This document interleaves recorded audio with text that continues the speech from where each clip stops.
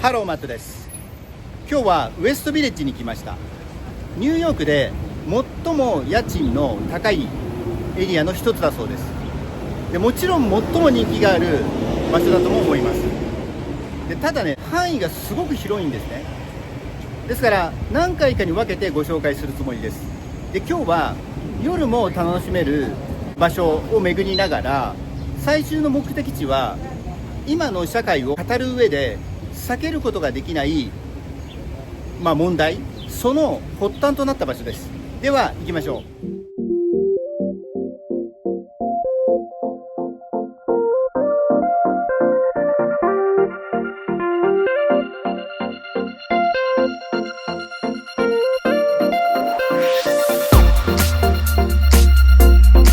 今日歩き始めるのはこのブリーカーストリートとアワーレディオブポンペイチャーチ、この交差点からこのベンティがある交差点ですね。ここからチャーチとブリーカーストリートを背にしてロックアベニューの方に歩いていきます。ですから東の方に歩いていく感じですね。でそうするとまずすぐに人だかりができているのがジョーズピザです。ここがね、ジョーズピザの本店で、20年ぐらい前のスパイダーマン覚えてますかね。でスパイダーマンの彼はこのジョーズピザで宅配の仕事をしてました。でその時は確かにあっち側、今ベンティがあるところにお店あったと思います。有名なのはミッドタウンのブロードウェイのお店、確かね Google の口コミが2万を超えてたと思うんですけど、でもこっちが本店なんでこっちの方がいいんじゃないかなと思ったりもしますけどね。大きいんですよね。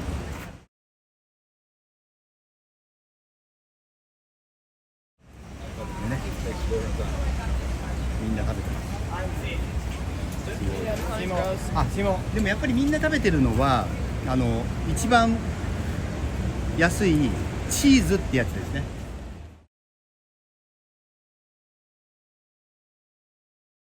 でそのチーズっていうのはケビンベーコン、分かります？フットルースとか出てたんじゃないですかね。でここがねロックアベニューです。でロックアベニューを左に行きます。ですから北の方になるのかな。そうでケビンベーコンが昔の話ですけど、人生の最後に食べたいものはジョーズピザの一番安いやつだって言ってました。で確かにね、人気店って名前だけで大したことないところも多いんですけど、ジョーズピザの一番安いチーズっていう名前だったと思いますけど、美味しいですよ本当に。なのでおすすめです。でこのロックアベニューよりも東側はエリアでいうとね、ざっくり言うとグリニッジビレッジになるみたいですね。でこれがフェイダか、中国系のパン屋さん。ちょっとうるさいな、一回切ろうかな。でもその見にくいな、そこにね、分かります？今車で見えないんですよ。そこがブルーノートですね。だから6を挟んで向こう側にねライブハウスとかたくさんあります。で今ちょっとうるさかったんで切ってたんですけど、そのまま歩いてきて、今回のこの街歩きは東西が6と7の間で、南北が南北っていうのかな、ひし形だからブリーカーとグリニッジの間だから、東西がだいたい400メーターぐらいで、南北が600メーターぐらいかな。だからすごいね、狭いエリアをご紹介するつもりです。このウエストビレッジは結構ねクリエイターの方が多いです。要はね、言い方を変えると、この不規則な街並み、マンハッタンって5番の目になってますよね。なんていうのかな、グリッドっていうんですか、レイアウト、グリッドレイアウトになってるんですけど、この南の方で、特にこのウエストビレッジはもうかなりね不規則なんですね。でそういうところに、流れ着いたクリエイター、自由人、彼らのことをね、ボヘミアンとかボヘミアンスタイルとかね、そんな風に呼んだ時期もあったと思います。今もちょっと残ってるのかな。でボヘミアンっていうのはボヘミアンってチェコですよね。チェコなんですけど、意味の語源としては多分フランスでいうジプシーとかイタリアでいうロマだから、定住しない人たち、流れている人たちだから、そんな人たちを指して、で彼らの中で才能ある人がこの辺に集ったっていう、そういう意味なのかなとかね、勝手に想像しながらここまで来たんで、この交差点ちょっとだけ右に曲がりましょうかね。本当はね、今チャーチのような建物見えますけど、あそこまで行くんですけどね。でここを左に曲がると、このね界隈結構トイレがないんで、すぐそこにねジョーコーヒーっていうのがあるんですけど、ここねお手入れスポットとしてもよくて、でかつだいぶ前ですけど、数年前、10年ぐらい前かな、もっと前かな、いやちょっとあんまり間違った情報を言っちゃいけないんですけど、ニューヨークのベストコーヒーに選ばれたことがあります。だからコーヒープレイスとして有名で、先ほどちょっと人が座ってたんでちゃんと撮れなかったんですけど、このニューヨークのベストコーヒーにも選ばれたこのお店にもこのフラッグがかかってますが、これって何のフラッグか分かりますか？これね、LGBTQ まで言うのかな、今のフラッグです。でこのウエストビレッジを歩くとすごくねたくさん目にするんですね。でももうこのままこの細い道を歩いていくのに変えます。そうで、この界隈は一番ねゲイバーっていうか、そういうお店が多いと思います。で昔から多いんですけど、多分ねそうだな、5、60年もっとかな、もっとだな、80年ぐらい前、それぐらいからもうそういう文化がここには根付いたと思います。で今ね、さっきのウェーベリーを右に曲がってちょっと分かりづらいんですよね。クリストファーの交差点まで来ました。でここにこういう感じの健康的なカフェもあったりで、雰囲気がいいのはゲイのカップルの方々ってね、高所得者の人が多いんですよ。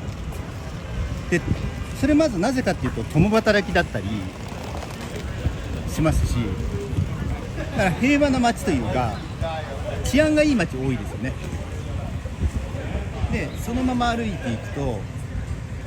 だからそこだ、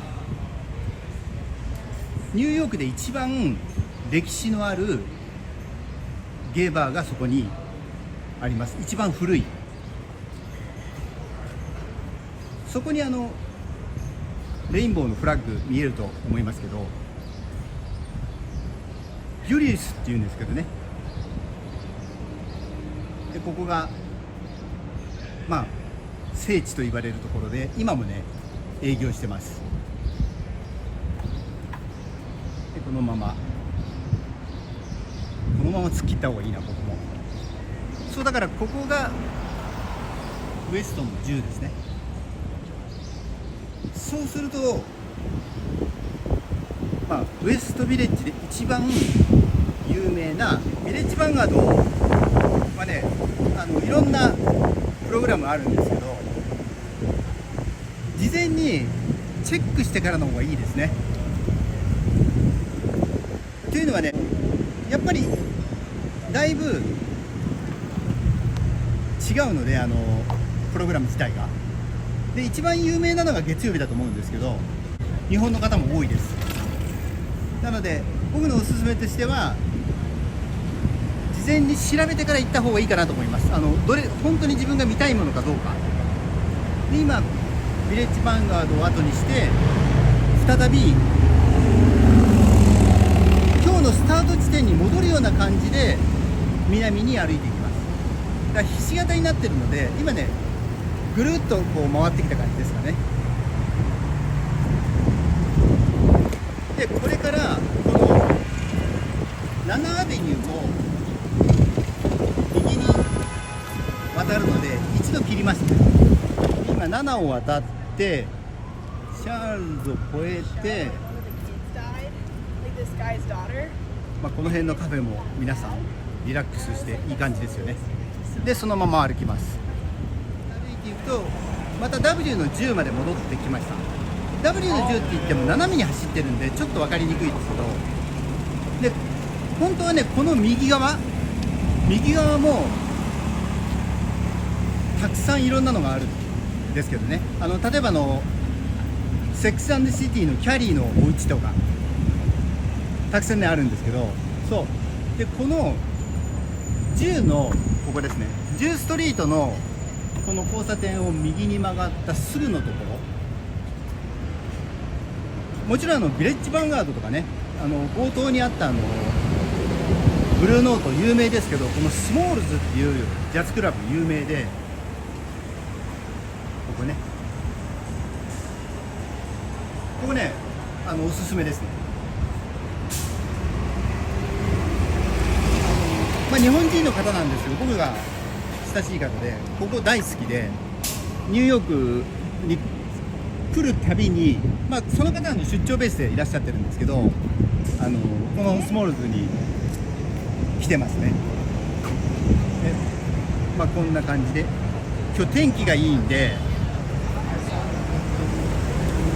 皆さんレストランでお食事してますね。で、LGBTQ なんですけど、L がレズビアン、G がゲイか、B がバイセクシャル、T がトランスジェンダーで、Q は何でしたっけね。クエスチョンだって僕思ったんですけど、なんか違う言い方するんですよね。だからどっちが分かんないみたいな。そうちょっとね調べておきます。でそうすると次がこれがクリストファーか。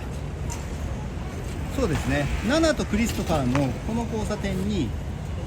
閉店しちゃったこのタバコ屋さん、ビレッジシガーって書いてあるんですけど、ここがね意外に有名な場所で、僕はねヒデンっていうガイド、ヒデンニューヨークっていうのをよく見てるんですけど、ここもねしっかり載っていて、ここはこのお店が有名なんではなくて、これですね、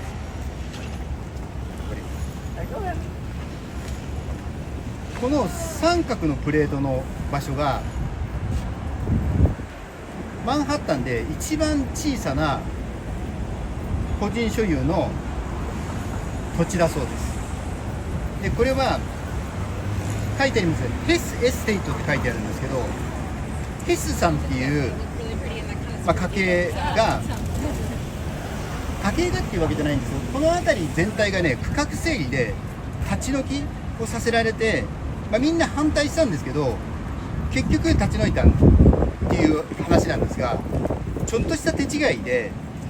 この小さなエリアじゃないな、この小さな三角のこの部分だけがなんかね、登記上で取り残されちゃって、要は公共のものにならなかったんですね。だからそれで立ち退き嫌だったから嫌味を込めて埋め込んだって書いてありました。だからちょっと見にくいですけど、プロパティオブ The Hess Estate、 だからプロパティだから資産財産、だヘスさんちのもので、which has never been dedicated、 それは絶対にずっとデディケイト寄付しないと、 for public purpose か、だから公共のためになんていうちょっと嫌味のスポットで、ちょっとした主張で、みんなここの辺をね歩くとこのこと知ってるっていう、そういう小話がねある場所です。でこれから今日の目的地がこのヘスエステイトのすぐ向かいに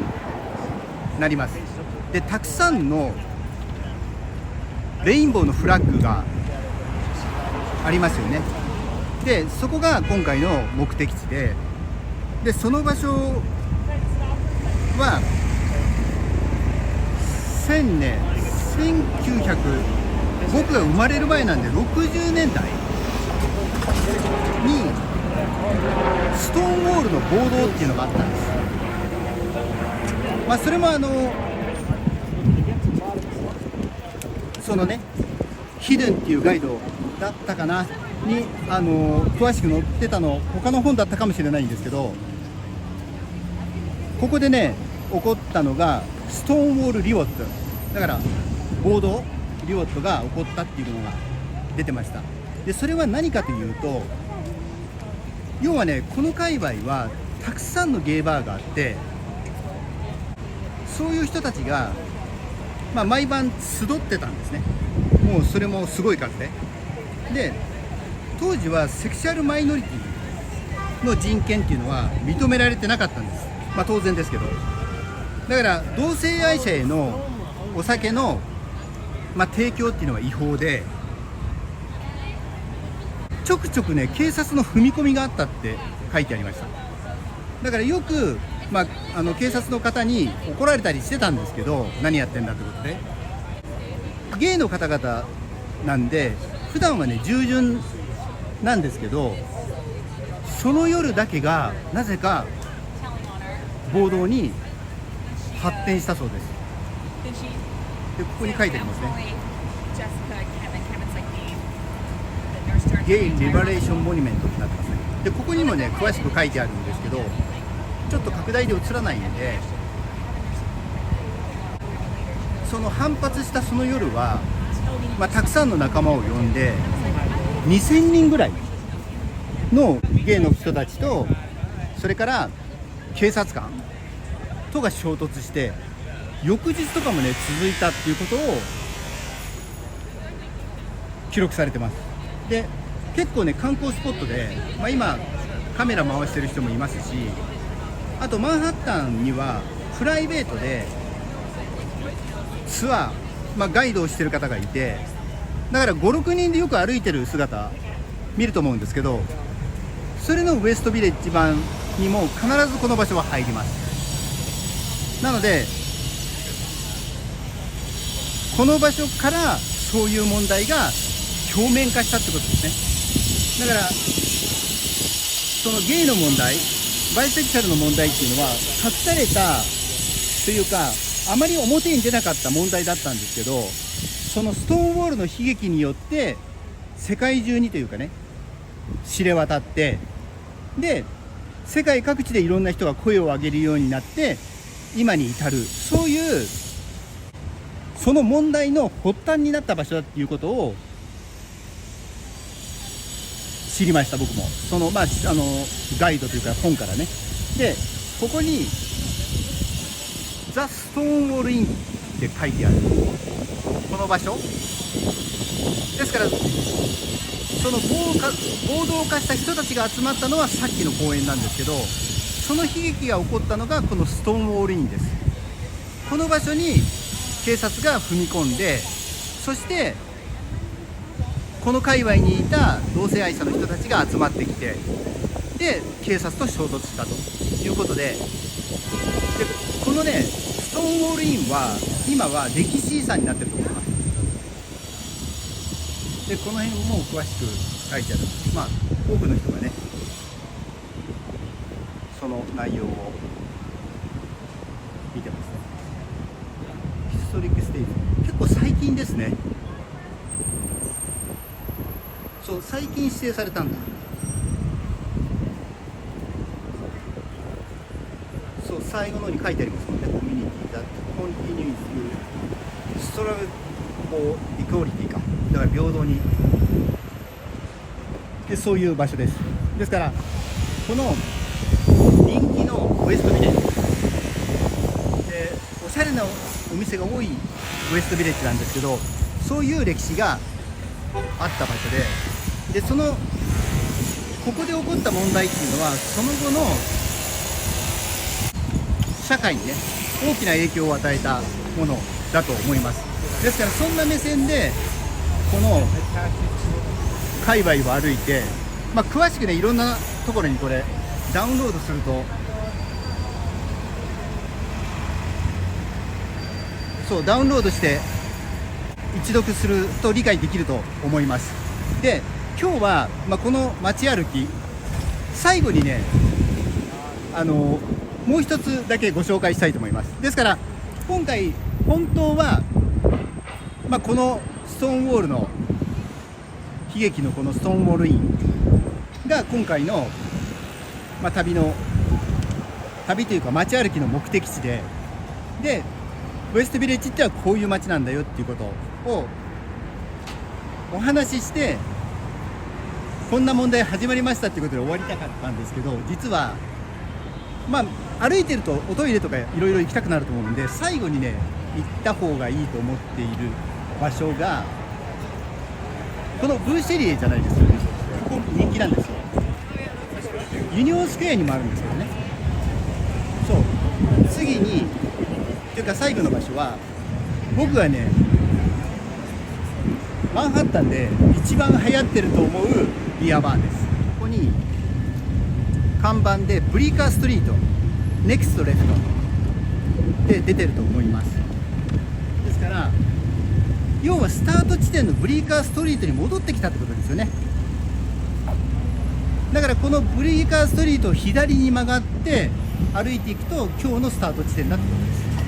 でこのブリーカーストリートピザももちろん流行ってるし、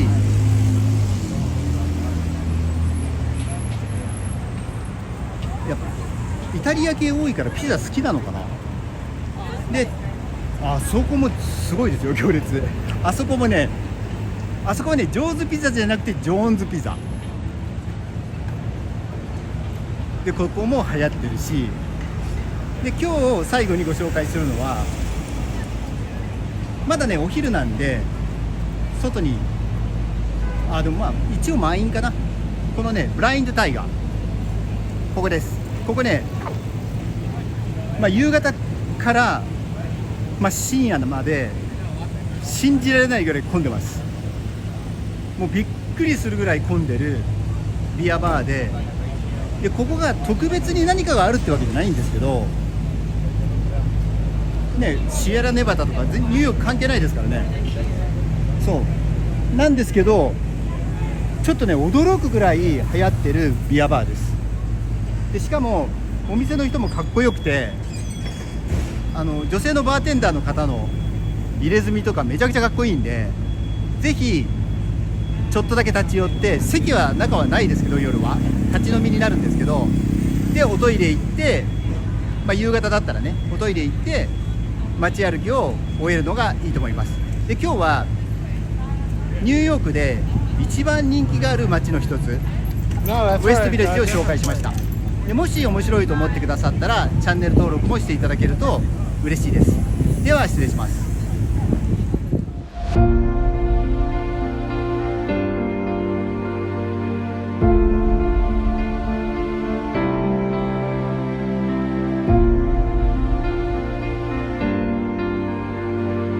す。